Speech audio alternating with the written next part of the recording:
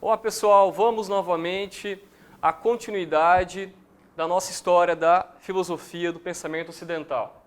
Eu havia falado da passagem do mito à filosofia grega.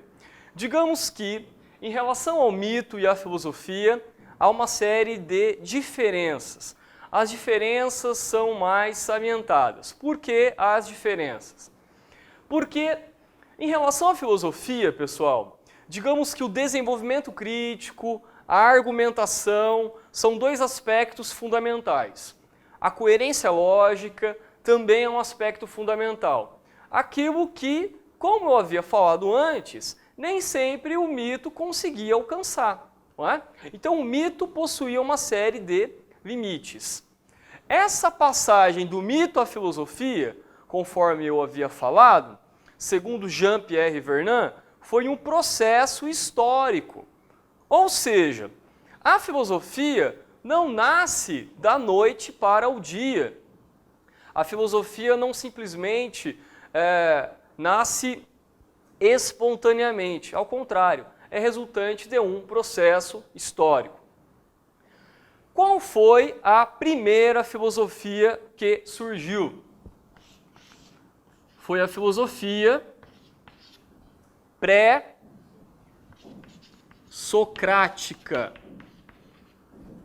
A palavra socrática, imagino que a maioria já saiba qual é aquilo a que ela se refere. Refere-se a Sócrates. Então, o que seria a filosofia pré-socrática?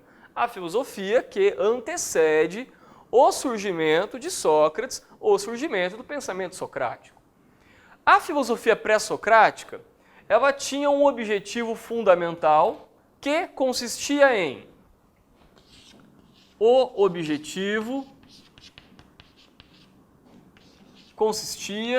colocarei aqui, consiste em compreender o mundo ordenado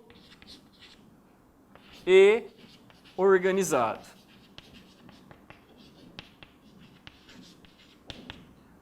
Mundo ordenado e organizado, pessoal, é uma referência à cosmologia. Mundo ordenado e organizado, cosmo, certo? Colocarei aqui entre parênteses, cosmologia. Então, o pensamento pré-socrático, o pensamento filosófico pré-socrático, buscava compreender o mundo e não o homem. Buscava compreender o mundo, buscava compreender, palavra grega importante para nós,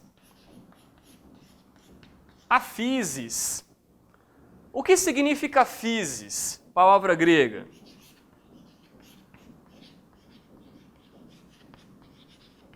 Significa natureza, física, ok? Mundo. Pois bem, qual é a dificuldade em relação ao pensamento pré-socrático? Primeiro, há diversos pré-socráticos. Tales de Mileto, Anaxímenes, Anaximandro, Pitágoras, Empédocles. É uma série de nomes. Pessoal, é uma série de nomes. Eu penso que o nosso objetivo aqui, assim como em relação aos exemplos que eu citei de narrativas míticas, não pode ser o objetivo de simplesmente decorar estes nomes. Até porque a maioria vai ter uma imensa dificuldade em relação a isso. Então eu irei citar alguns pensadores pré-socráticos apenas para, digamos, situá-los em relação a qual é o problema, quais são os problemas filosóficos por eles investigados. Então vamos começar pelo primeiro filósofo pré-socrático. Quem foi o primeiro filósofo pré-socrático? Primeiro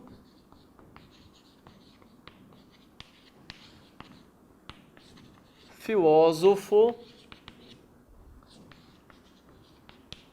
pré-socrático. Foi Tales de Mileto.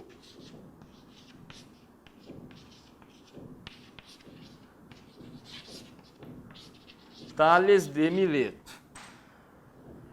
Tales de Mileto defendia que o princípio da natureza, e agora vem uma informação estranha para a maioria, o princípio da natureza, da physis, conforme eu falei, princípio da natureza, corresponde à água. Deixe-me explicar. Na época de Tales, não havia uma série de equipamentos tecnológicos que nós hoje temos. Na época de Tales, havia uma limitação para a pesquisa empírica. Empírica, palavra que vem de experiência, ou seja, aquilo que se refere aos nossos 5 sentidos humanos. Como que era a pesquisa empírica de Tales? Era uma pesquisa que, digamos, era literalmente, entre aspas, olhômetro. Não é? Então, quando Tales observava a natureza e o mundo, e para Tales não havia deuses que justificassem os acontecimentos naturais, ele precisava encontrar uma causa natural para a natureza, ou seja, uma causa natural para o mundo. Devido à importância do elemento natural água, que segundo Tales aparecia em diversos âmbitos da natureza, qual foi então, digamos que, a ideia que Tales desenvolveu? A ideia de que a água sofria transformações e essas transformações possibilitaram o surgimento dos outros elementos da natureza. E aí talvez você pense assim, nossa, que absurdo, não é? Que estranho, como assim, que ingênuo. Galera, cada pensador é fruto do seu tempo. O que significa isso? Cada pensador trabalha com os aparatos que ele tem naquele momento. Então, naquele momento, pessoal, Tales dizer que o princípio da natureza é a água, digamos que foi um grande avanço em relação a quê? Em relação ao mito, em relação à mitologia grega. Esse é o grande avanço. É não mais recorrer a causas sobrenaturais para explicar a natureza, mas sim recorrer à natureza para explicar a própria natureza. E depois do Tales, pessoal, tem vários outros nomes bem estranhos de pensadores. Vamos lá, alguns exemplos aqui. Anaxímenes. Olha que nome lindo para você dar ao seu filho, não é? Que nome bonito. Que dizia que o princípio não era a água, mas sim o ar. Princípio da natureza é o ar. E estes filósofos irão, então, não somente eles, outros, Anaximandro, Anaxágoras, Empédocles, cada qual apresentando um princípio diferente para a natureza. Então, se você consultar algum livro da história da filosofia, você vai perceber que há vários pensadores pré-socráticos. Mas aonde eu quero chegar? Eu não quero aqui me deter tão somente nos pré-socráticos, porque isso demandaria muito tempo nosso. O que eu gostaria de fazer? Eu gostaria de apresentar o pensamento de Pitágoras. Por que de Pitágoras? Que também é um pré-socrático. Porque foi Pitágoras que, apesar de apresentar um princípio à natureza, foi também Pitágoras que colocou no objeto da filosofia o estudo, a compreensão também do homem, que é justamente o que mais nos interessa aqui na conjuntura da história da filosofia. Então, Pitágoras, a princípio, diz que o princípio a essência da natureza são os números. Parece estranho também, eu sei. Não é? A essência da natureza são os números. Eu sei que parece estranho isso, mas conforme eu falei, ele também volta-se a um estudo do homem. Só quero justificar o fato de Pitágoras dizer que o princípio da natureza são os números, apesar disso parecer estranho. Pessoal, Galileu Galilei, astrônomo, pensador que influenciou René Descartes na modernidade. Galileu Galilei disse que a natureza tem uma linguagem matemática. Ora, o que é uma linguagem matemática? Isso quer dizer que o mundo apresenta-se, sobretudo, segundo um viés matemático. E algo sem o qual a matemática não sobrevive. A matemática não sobrevive sem números. Então, quando Pitágoras, na Antiguidade Clássica, diz que a essência do mundo corresponde a números, apesar disso parecer absurdo, o que eu quero tentar defender aqui é que existe uma coerência lógica, mesmo que Pitágoras esteja ou estivesse, não é, errado. Não é? Pois bem, ponto que nos interessa aqui, além disso, é que Pitágoras dedica-se a um estudo do homem, do ser humano.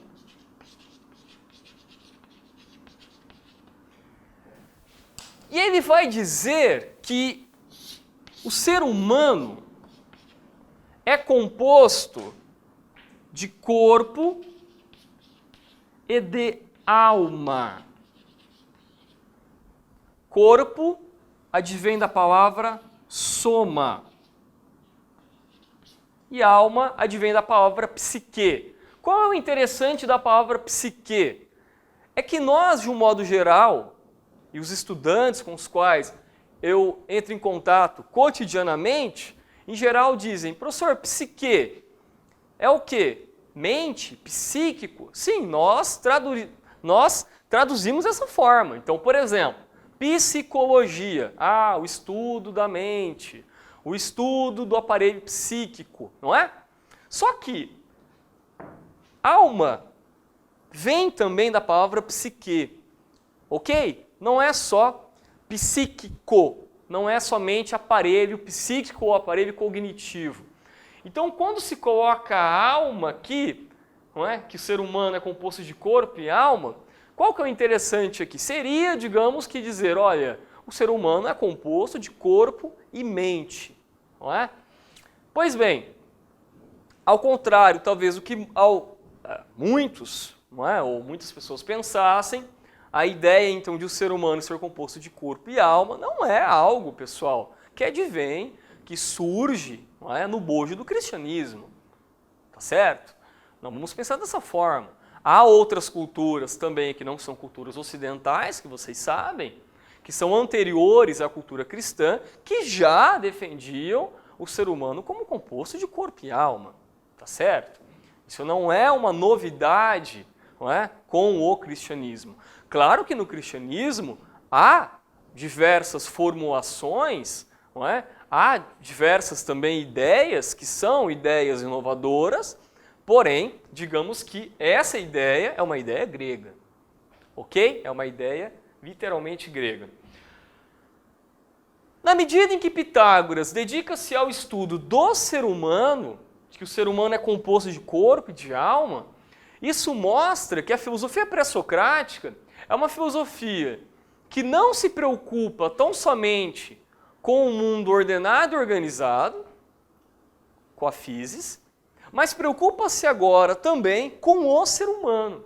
Então, note, é um deslocamento do objeto de estudo do mundo da natureza para o ser humano. Então o ser humano agora torna-se um aspecto central. E digamos que essa ideia que aparece em Pitágoras, ela tem uma continuidade. Em quais pensadores? Em um pensador que eu citei no começo da aula, que justamente é o Sócrates. Que justamente é o Sócrates. Então veja só, estávamos falando do pensamento pré-socrático. Agora eu introduzi o nome, o pensador Sócrates. O que muda?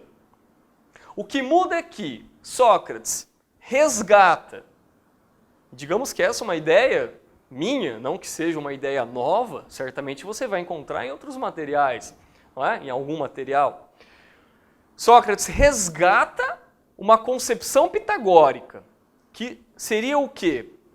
Buscar compreender o ser humano. Então essa é uma ideia fundamental. E com Sócrates, então, existe uma preocupação, entre aspas agora, preocupação antropológica. Por quê?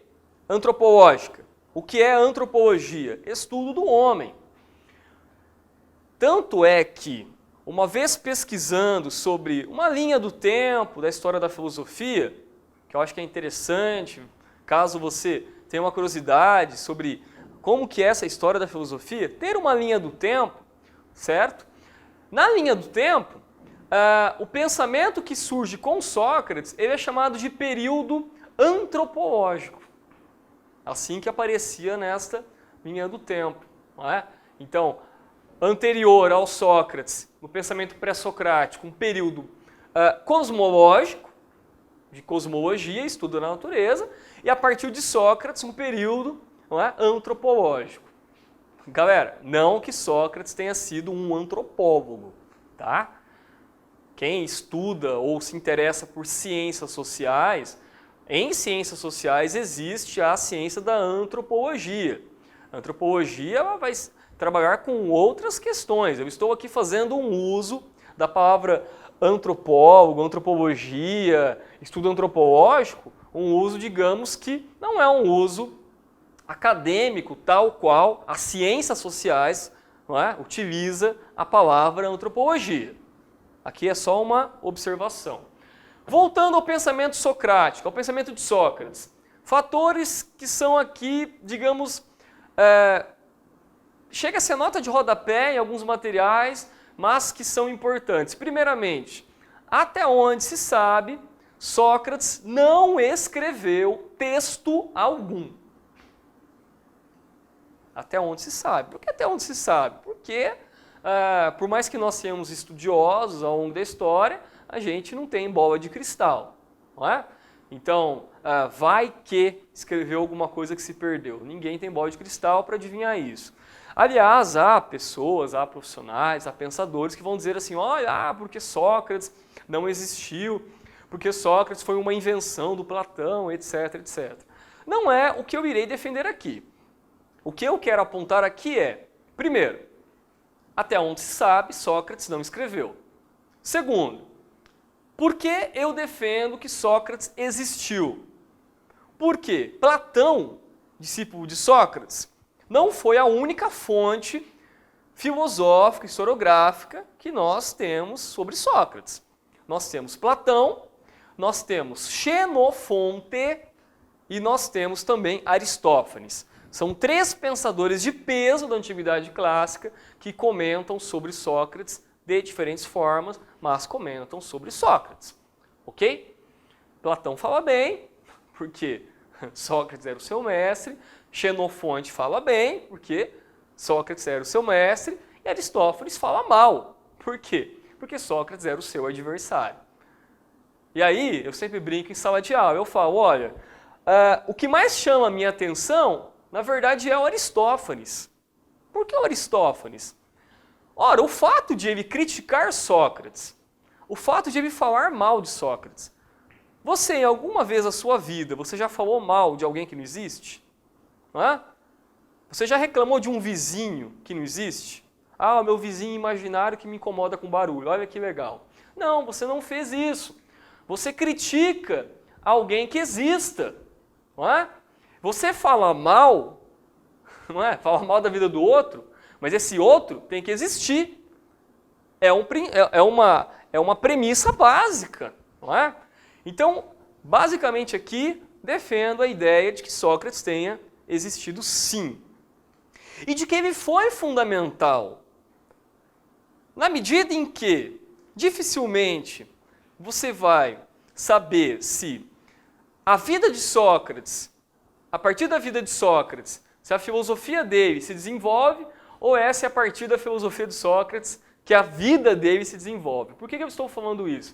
Digamos que ele respirasse a filosofia. Não é? Então, ser filósofo para ele era uma atividade literalmente cotidiana que ele vivia e que ele explorava.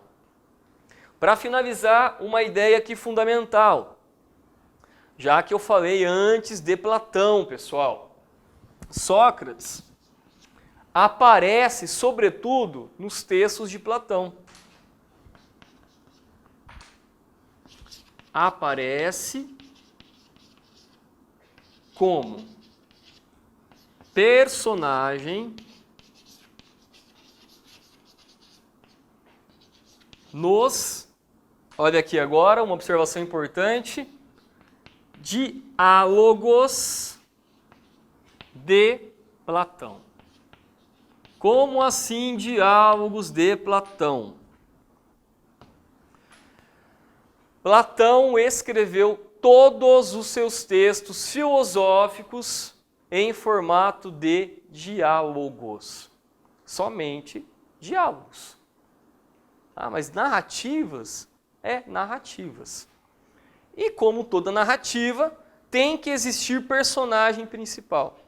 Quem era a personagem principal na maioria dos diálogos platônicos, que são mais de 20 diálogos platônicos, portanto, mais de 20 obras. Quem era o personagem principal? De um modo geral, Sócrates. E posteriormente, então, continuaremos, pessoal.